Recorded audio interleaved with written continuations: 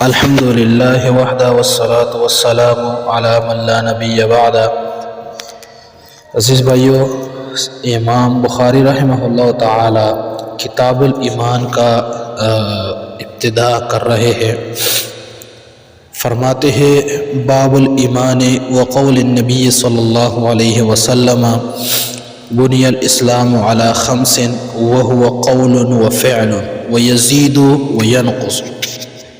ایمان کا بیان اور نبی کریم صلی اللہ علیہ وسلم کا فرمان کہ اسلام کی بنیاد 5 چیزوں پر رکھی گئی ہے، اور وہ قول اور فعل ہے، اور وہ زیادہ ہوتا ہے اور کم ہوتا ہے۔ امام بخاری رحمہ اللہ نے سب سے پہلے بدء الوحی کی کتاب ذکر فرمایا، کیونکہ پورا دین وہی ہے، وہی پر دار و مدار ہے دین اسلام کا دار و مدار وہی پر ہے۔ اس کے بعد کتاب الایمان کو پہلے ذکر فرمایا، یعنی کہ وحی کے بعد کتاب الایمان کا تذکرہ کیا ہے، کیونکہ تمام اعمال کی بنیاد ایمان اور عقیدے پر ہے۔ جب آدمی کا ایمان اور عقیدہ ہی نہیں ہوتا تو اسے کسی عمل کا کچھ فائدہ نہیں۔ اور اس کے بعد کتاب العلم لائے ہیں، کیونکہ بعد میں آنے والی تمام کتب اور ابواب اس کی محتاج ہے۔ ایمان کو پہلے اس لیے بیان کیا ہے کہ وہ سب سے پہلا فرض ہے۔ کتاب العلم کے بعد کتاب الصلاۃ لائے ہیں، کیونکہ کتاب و سنت میں ایمان کے بعد اسی کا ذکر آتا ہے۔ اس کے بعد کتاب الزکوٰۃ ہے، کیونکہ قرآن میں صلاۃ کے ساتھ ہی زکوٰۃ کا ذکر آتا ہے۔ اس کے بعد حج کا ذکر فرمایا، کیونکہ عبادات میں سب سے یعنی کہ کچھ عبادات ایسے ہیں جو بدنی ہے، کچھ مالی عبادات ہے، تو اور جو یہ حج ہے وہ بدنی اور مالی دونوں کا مرکب ہے۔ اس میں بندہ بذات خود بھی عبادات کرتے ہیں اور اللہ رب العالمین کی عبادات کرتے ہیں، اور ساتھ ساتھ مال بھی خرچ کرتا ہے۔ اور اسی ترتیب کے مطابق نماز اور زکوٰۃ کے بعد حج کا ذکر فرمایا ہے، ٹھیک ہے۔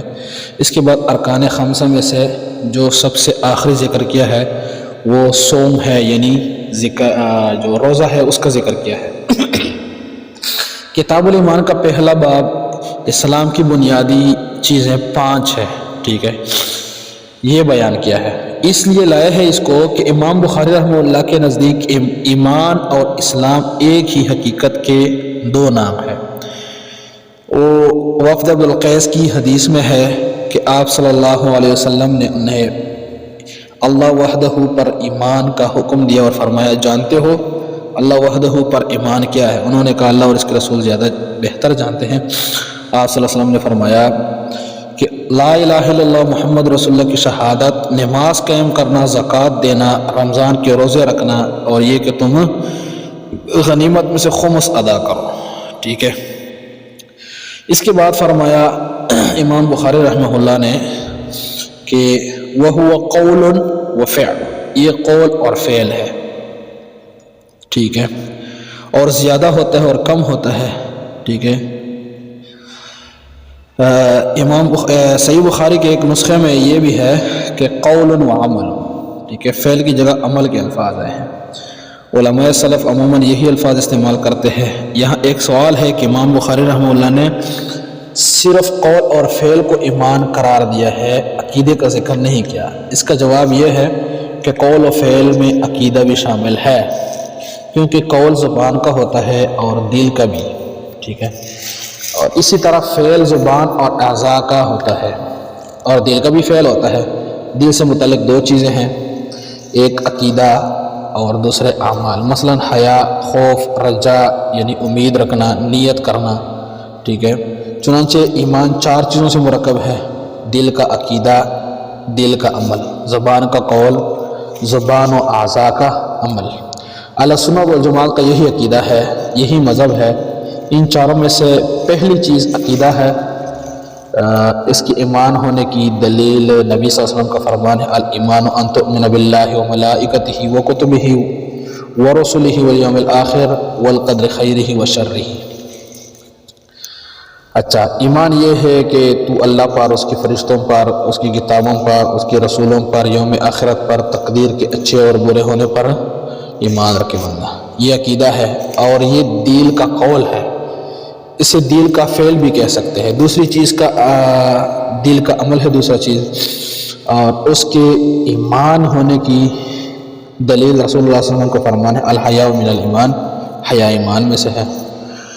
اچھا جی، بعض فرقوں کا یہ کہنا ہے کہ صرف ایمان عقیدے کا نام ہے، بلکہ انہوں نے یہ بھی کہا ہے کہ ایمان صرف معرفت یعنی جان لینے کا نام ہے، زبان سے اقرار کرنا اور عمل کا ایمان سے کوئی تعلق نہیں۔ یہ لوگ غالی قسم کے مرجیہ اور جہمیہ ہے، اور اس مذہب میں ان کے دوسرے پیروکار بھی ہیں۔ ان لوگوں نے یہ بھی کہا ہے کہ ایمان نہ زیادہ ہوتا ہے اور نہ کم ہوتا ہے، کیونکہ وہ دل کا عقیدہ ہے، اور نہ زیادہ ہوتا ہے اور نہ کم ہوتا ہے۔ دل کا عقیدہ تو نہ زیادہ ہوتا ہے نہ کم ہوتا ہے، ٹھیک ہے جی۔ ان کا کہنا ہے کہ ایمان کے ساتھ کوئی معصیت نقصان نہیں دیتی، جس طرح کفر کے ساتھ کوئی نیکی فائدہ نہیں دیتی۔ اس کے قول کے مطابق تو قول اور عمل جو ہے، اگر اس میں سب سے کامل آدمی اور قول و عمل میں سب سے فاسق آدمی دونوں برابر ہیں، ٹھیک ہے۔ غالی مرجع سے کم درجے کے مرجع وہ ہے جو کہتے ہیں کہ نیک اعمال کا فائدہ ہے اور برے اعمال کا نقصان ہے، مگر اعمال حتیٰ کہ نماز بھی ایمان کا حصہ نہیں ہے، ایمان میں داخل نہیں ہے۔ ایک گروہ نے ان لوگوں کے برعکس یہ کہا ہے کہ ایمان ان چار چیزوں سے مرکب ہے، اور جب تک یہ چار چیزوں کامل نہ ہوں ایمان کا وجود ممکن نہیں ہے۔ انہوں نے یہاں تک کہا ہے کہ کبیرہ گناہ کا مرتکب کافر، اسلام سے خارج، ابدی جہنمی ہے، اور یہ گروہ جو ہے یہ خوارج کی گروہ ہے۔ اور ایک گروہ، اب خوارج کا تو یہ عقیدہ ہو گیا ہے۔ اچھا، تو ایک اور گروہ ہے، ان کے نزدیک کبیرہ گناہ کا مرتکب اگر بغیر توبہ کے فوت ہو تو ابدی جہنمی ہے، ٹھیک ہے جی۔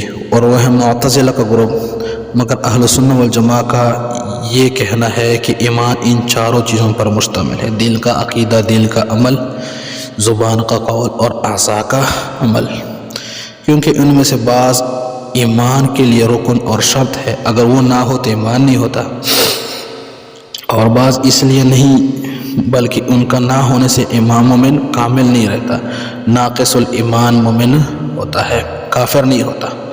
اچھا، اسلام میں سب سے پہلی بدعت خوارج نے شروع کی تھی، چنانچہ جو مسلمان ان کے خیال میں کسی کبیرہ گناہ کا مرتکب تھا، انہوں نے اسے اسلام سے خارج اور واجب القتل قرار دیا، مسلمانوں کو بے دریغ لوٹنے اور قتل کرنے لگے، حتیٰ کہ عثمان، علی، معاویہ رضی اللہ عنہم اور ان کے تمام ساتھیوں کو کافر قرار دیا۔ ان کے ہاں کفار کے متعلق نرمی تھی بہت زیادہ، مگر مسلمانوں کے بارے میں وہ جو ان سے اتفاق نہ کرتے کوئی نرمی نہیں تھی۔ غرض یقتلون اہل الاسلام یدعون اہل الاوثان کی پوری تصویر تھے، ٹھیک ہے۔ ان کے مقابلے میں ارجاء اور مرجیہ کا فتنہ خوارج سے بھی زیادہ نقصان بنا۔ ارجاء کے معنی ہے مؤخر کرنا، اور مرجیہ کا معنی ہے مؤخر کرنے والے، یعنی وہ لوگ جنہوں نے ان چیزوں میں سے ایک چیز یعنی معرفت، تصدیق کو ایمان قرار دیا، یا دو چیزوں میں یعنی تصدیق اور اقرار کو ایمان قرار دیا، اور عمل کو ان میں سے خارج کر دیا ہے۔ خلفائے راشدین کے دور میں جب بدعات عام ہوئے تو ارجاء کی بدعت بھی پھیلنے لگی تھی، تو انشاءاللہ العزیز اس پر مفصل بات ہوگی۔ اللہ رب العالمین ہمیں ہر قسم کی فتنوں سے بچائیں، اور اللہ رب العالمین ہمیں قرآن و حدیث پر عمل کرنے کی مکمل توفیق عطا فرمائے۔